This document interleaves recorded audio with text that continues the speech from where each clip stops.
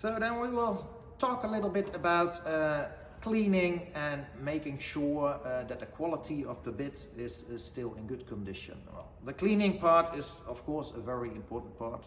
If you eat your supper at night, you will wash up your spoon and don't use the dirty one the next day.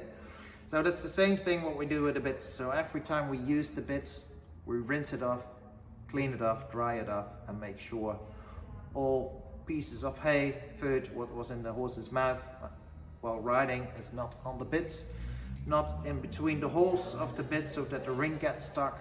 Just make sure the bit is nicely clean before you put it back in your cupboard.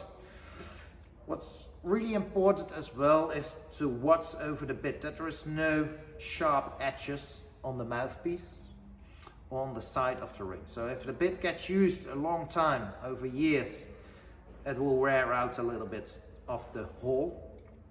So you will get a lot more space in between the ring and the hole, and of course the skin of the horse can get in between, get stuck or gets a little wound. So we have to make sure that this part is still intact and that there is not too much movement in the ring.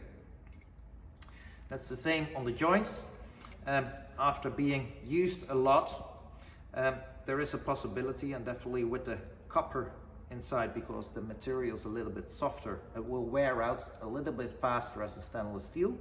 So you always make sure that those parts are still thick enough that you're not riding in the forest and your bit will split in two pieces and you have nothing. So always check your bit and check your bridle, of course, as well, because leather can get stuck, get break as well. But also make sure the bit is in a good state, no big deep scratches, and make sure it's clean.